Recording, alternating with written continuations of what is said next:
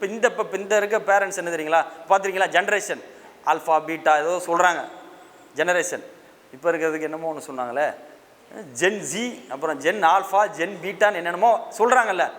இப்போ இருக்க ஜென்ரேஷன் எப்படின்னா, பேரண்ட்ஸ் வந்து கஷ்டப்பட்டு முன்னேறி இருப்பாங்க. அவங்க பண்ணுற ஒரு பெரிய மிஸ்டேக் என்ன தெரியுமா, பசங்களை பார்த்து சொல்கிறது, மகனே நான் கஷ்டப்பட்டு முன்னேறினேன், நான் பட்ட கஷ்டம் நீ படக்கூடாது, அழிஞ்சான், அதோட அவ்வளோதான், அவனுக்கு வளர்ச்சியே கிடையாது. நல்லா ஞாபகம் வச்சுங்க. ஏன்னா அந்த ஸ்டேட்மெண்ட்டு முதல்ல தப்பு. நான் கஷ்டப்பட்டு முன்னேறினங்கிறதே தப்பு. நான் கஷ்டப்பட்டதுனால தான் முன்னேறினேன். பாயிண்ட் புரியுதா? நான் நான் கஷ்டப்பட்டதுனால தான் முன்னேறினேன். அப்போ என் பையனும் கஷ்டப்பட்டால் தானே முன்னேற முடியும். கரெக்டா? ஏதோ அல்லாஹ் ஒரு சூழலை ஏற்படுத்தினா கஷ்டப்பட்ட முன்னேறணும். அந்த சூழல் பையனுக்கு இல்லாட்டி அவன் எப்படி முன்னேறுவான்? நீ யோசிச்சு பாருங்க. ஒரு முட்டை இருக்குது, அடகாத்தா தானே குஞ்சு பொரிக்கும். முட்டையை தூக்கிட்டு போய் நான் ஃப்ரிட்ஜில் வச்சுட்டேன், குஞ்சு பொரிக்குமா? அந்த சூழலில் தான் அந்த வளர்ச்சி இருக்குது. நான் சொன்ன மாதிரி குர்ஆன் வசனம் இது, அல்லாஹ்வுடைய வார்த்தை மாறுமாங்க. கஷ்டத்துக்கு பின்பு தான் எழுதியிருக்குன்னா இது விதி, யூனிவர்சல் லா.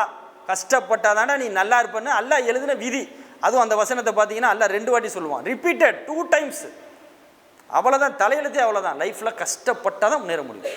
ஈஸி நினைக்காதீங்க. எங்கள் அண்ணன் வந்து அழகாக ஒரு தம்ரூல் சொல்லுவார், இந்த பாரா, உலகத்தில் எது கஷ்டமானதோ அதை தேர்ந்தெடு, லைஃப்பில் ஜெயிச்சிடலாம். ஏன் தெரியுமா? கஷ்டமானதில் காம்படிஷன் இருக்காது. கரெக்டாக? கஷ்டமானதை விட்டுட்டு ஓடி போயிடுவாங்க. அதில் காம்படிஷன் இல்லைன்னா ஈஸியாக ஜெயிச்சிடலாமா? எப்படி? கஷ்டம் ஈஸி, குர்ஆன் வசனம். கரெக்டாக வருதா? அதே மாதிரி தான் படிப்பில் எது கஷ்டமானது சும்மா சொல்லுங்கள். மேக்ஸு. யாரை கேட்டாலும் மேக்ஸு. எங்கள் அண்ணன் வந்து பார்த்தீங்கன்னா PhD மேக்ஸு, கணித பேராசிரியர், கணித டிபார்ட்மெண்ட்டுக்கு டீனு, வாழ்க்கையே மேக்ஸ் தான். ஓகேங்களா? லைஃப்பில் முன்னேறினார். எது கஷ்டமானதோ அதை அவர் தேர்ந்தெடுத்தார். சரிங்களா? அதனால் லைஃப்பில் கஷ்டப்படுறது கஷ்டப்படாதீங்க. கஷ்டப்பட்டால் யாருக்கு நல்லது? நமக்கு தான் நல்லது.